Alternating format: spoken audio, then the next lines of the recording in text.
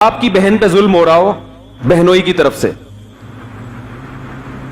آپ کو پوری صورتحال کا پتا ہے کہ بہنوئی کو کیسے سیٹنگ پہ لانا ہے, کتنے چترول لگانے ہیں, کتنے بھائی اتنے بھی نہ لگے کہ علیحدگی ہو جائے. میرے پاس لوگ آتے ہیں نا, بہنوئی ظلم کر رہا ہے یہ, میں کہہ رہا ہوں چترول لگاؤ, کہہ رہے یار وہ چھوڑ دے گا بالکل ہی, مصیبت نہ کھڑی ہو جائے, تو اتنا برا بھی نہیں ہے کہ طلاق لے لیں اس سے. تو یہ سالے کا کام ہے کہ بہنوئی کو چترول لگانے ہیں یا نہیں لگانے ہیں, اور لگانے ہیں تو کتنے لگانے ہیں, کیا خیال ہے. وہ سوچ رہا ہے کہ بھائی کس حساب سے لگائے جائیں, وہ مناسب سمجھ رہا ہے کہ کتنے لگنے چاہیے, 2, تیسرے پہ علیحدگی نہ ہو جائے کہیں, ٹھیک ہے نا, 2 سے سیٹنگ بھی ٹھیک ہو جائے گی تھوڑا, اور اتنا بھی نہیں ہوگا کہ علیحدگی کی نوبت آ جائے, کیونکہ اتنا برا بھی نہیں ہے کہ علیحدگی چاہیے ہمیں. میں لوگوں کو مشورے دیتا ہوں کہ 2 چترول لگا کے چھوڑ دینا, میں بتا رہا ہوں, میں بڑے زبردست ٹیکنیکل قسم کے مشورے دیتا ہوں لوگوں کو. میرے پاس ابھی 3-4 دن پہلے ایک صاحب آئے, آپ لوگ وہاں تک پہنچیں گے نہیں, اس کا یہ مطلب نہیں ہوتا میں گھروں کے راز فاش کر رہا ہوں, ظاہر ہے آپ کو کیا پتا کون ہے وہ. بہنوئی کے حالات بتا رہے تھے کہ یہ کر رہا ہے وہ کر رہا ہے. میں نے کہا پہلے پوچھوں تو صحیح, بعض دفعہ الزامات بھی لگائے جاتے ہیں کہ پوچھوں تو صحیح کیا ظلم کر رہا ہے, ہو سکتا ہے وہ ظلم نہ ہو, آپ اس کو ظلم سمجھ رہے ہو. بعض لوگ اس کو ظلم سمجھتے ہیں. ایک خاتون نے کہا میرے بہنوئی نے خود 40,000 کا موبائل رکھا ہے, بہن کو صرف 10,000 والا لے کے دیا ہوا ہے. خود انہوں نے کرولا رکھی ہوئی ہے, بہن کو FX لے کے دی ہوئی ہے. تو میں نے کہا یار یہ تو اتنا نہیں, ایسا کرو گے تو کوئی بھی نہیں آئے گا بھائی, یہ زیادہ ہو گئی. میں نے کہا یہ ظلم نہیں ہے. تو بعض دفعہ ظلم کا دماغ میں تصور ہی کچھ اور بٹھایا ہوا ہوتا ہے. تو میں پھر ڈیٹیل پوچھتا ہوں کیا کر رہا ہے, کس کو آپ ظلم کہہ رہے ہو. پھر انہوں نے جو ڈیٹیل بتائی کہ گاڑی کے پیٹرول کے پیسے بھی کس سے لیتا ہے, ہم سے. صحیح ہے نا, بہن کو سارا خرچہ ہم دے رہے ہیں, اور بہنوئی کو بھی کس نے پالا ہوا ہے, ہم نے. تو جب میرے پاس ایسا کیس آتا ہے نا, میں ان سے کہتا تو نہیں, ناراض ہوں گے, دل میں ہوتا ہے کہ میرا دل چاہ رہا ہے کہ اس کے بجائے چترول کس کے لگنے چاہیے, بولو بھائی, آپ کے لگنے چاہیے. اور میرا دل چاہ رہا ہوتا ہے کہ میں اس کو یہیں کوڑ دوں پکڑ کے, مذاق نہیں, دل کے جذبات ہی ہوتے ہیں کہ یہیں پکڑ کے اس کو کیا کروں, میں کوڑ دوں تسلی سے. کہ بھائی کیوں دے رہے ہو اس کو خرچہ, بہن کا خرچہ بھی آپ اٹھا رہے ہو اور بہنوئی کا خرچہ بھی, تو چترول کس کے لگنے چاہیے, آپ کے لگنے چاہیے نا. کیا خیال ہے بھائی, کس کے لگنے چاہیے, آپ میں فالٹ ہے.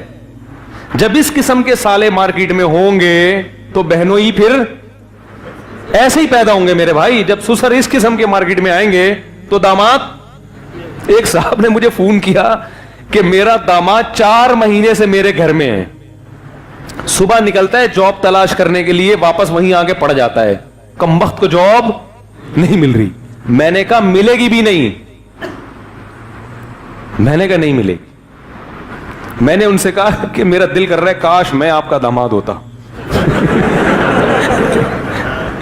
سعودی عرب کی عدالت میں کیس گیا, ایک صاحب نے اپنا واقعہ مجھے سنایا, کہہ رہے میں نے اپنے داماد کے حالات سعودیہ میں بتائے نا کہ وہ یہ کر رہا ہے, اور ہم اس کو کھلا بھی رہے ہیں, ہم اس کو پلا بھی رہے ہیں, پھر بھی ظلم بھی کر رہا ہے بیٹی پہ, برداشت بھی کر رہے ہیں, اور ہم نے اتنا جہیز بھی دیا. سعودی عرب میں جہیز تو ہے نہیں.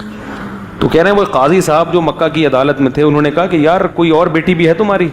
انہوں نے کہا ہاں. کہہ رہے ہیں یار میں وہ ہستے میں بتا رہے تھے, جج نے کہا کہ یار ایسے سسر اگر ہمیں مل جائیں تو 4 مہینے سے گھر میں پڑا ہوا ہے, صبح جاتا ہے اور شام کو واپس. مجھے کہنے لگے کیا کروں میں نے کہا کان سے پکڑ کے باہر نکالو. کہہ رہے وہ تو کہے گا یار میں تو پھر میں کہاں رہوں گا, میں بیوی کو کہاں لے کے جاؤں گا. میں نے کہا چلو بچی کو اپنے گھر میں رکھ لو, ایسا نا روڈوں پہ لے کے گھوم رہا اس کو کان سے پکڑ کے باہر نکال دو. بولو بھائی بھیک مانگ کے کھاؤ, فٹ پاتھ پہ رات گزارو, یہ آپشن کون سا ہے, بی والا چل رہا ہے, بی والا, بلکہ سی میں آتا ہے. یہ کس میں آتا ہے, سی. میں نے کہا اس کو بولو کہ کچھ بھی کرو, سٹے لگاؤ باہر جا کے, چرس پیو, ہیروئن پیو, ہمیں کوئی غرض نہیں ہے. اس گھر میں اس وقت آنے کی آپ کو اجازت ہوگی بچی کو لے کے جانے کی جب آپ کی پراپر جاب ہوگی اور آپ ارننگ شو کرو گے کہ میری اتنی ارننگ ہے اور میں اس میں کھلا سکتا. کہہ رہے ہیں وہ پھر طلاق نہ ہو جائے. میں نے کہا ہو جائے تو اس سے زیادہ خوش نصیبی کی کیا بات ہو. میں نے کہا ایسے آدمی سے تو طلاق ملنا اللہ کی نعمت ہے. وہ پھر طلاق ہو گئی ان میں, پھر اس کی کہیں اور شادی بھی ہو گئی الحمدللہ. تو وہ جو صاحب کہہ رہے تھے کہ پیٹرول کے پیسے بھی ہم, اب مجھ سے مشورہ لے کہ ہمیں کیا کرنا چاہیے. تو میرا دل چاہ رہا تھا کہ وہ مجھے ایک لطیفہ یاد آ رہا تھا. ایک خاتون اپنے میاں کو لے گئی ڈاکٹر کے پاس جو ڈپریشن کے مریض تھے.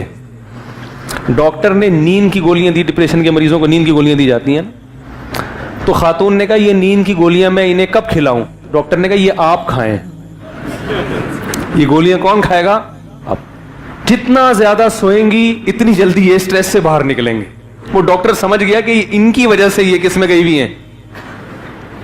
وہ بولنے کے اسٹائل سے ڈاکٹر کو اندازہ ہو گیا نا کہ جب ڈاکٹر نے سوچا میں اسٹریس میں آ رہا ہوں ان کی باتیں سن کے, تو وہ بیچارہ, تو ڈاکٹر نے بولا کہ گولیاں کون کھائے گا. تو میرا بھی دل چاہتا ہے جب اس طرح کے لوگ میرے پاس آتے ہیں, میں کہتا ہوں چترول کس کے لگنے چاہیے؟ آپ کے لگنے چاہیے, اور آپ جیسے لوگوں کے لگنے چاہیے. تو پھر میں نے ان کو تو نہیں کہا, میں نے کہا ایسا ناراض ہو جائیں, بولے مفتی صاحب سے اتنی محبت سے آئے ہیں بات کرنے اور یہ ہمیں چترول کی بات کر رہے ہیں. تو میں نے ان کو بولا کہ بھائی اس کو لگاؤ چترول ٹھیک ٹھاک طریقے سے. کہہ رہے نہیں وہ تو بہنوں ہی ہے, وہ تو یہ نہ ہو جائے, گھر نہ اجڑ جائے. میں نے کہا ایسے گھر کا کرنا کیا بچا کے, بھائی کیا کرنا ہے بچا کے ایسے گھر کا؟ اجاڑو ایسا گھر.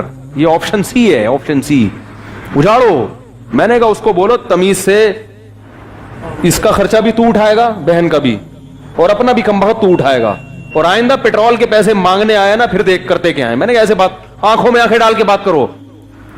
اس میں جھکنا اس کے سامنے نہیں. اخلاق نبی صلی اللہ علیہ وسلم مسکرا کے بات کرتے تھے مگر ایسے لوگوں کے ساتھ اس طرح کے لوگوں کے ساتھ مسکرا کے بات نہیں کرتے تھے.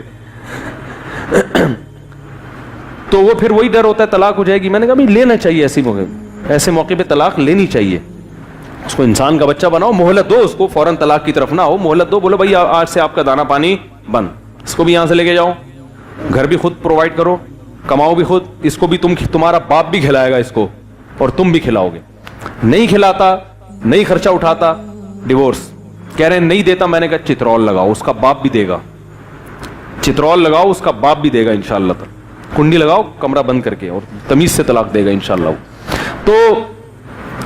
تو وہ خاتون کو میں نے بتایا کہ اگر واقعی ظلم ہو رہا ہے بھائی, شوہر بہت زیادہ اگر ناقابل برداشت ہے, اول تو خود سے فیصلہ نہیں کرو, کسی کے تیسرے کے پاس لے کے جاؤ.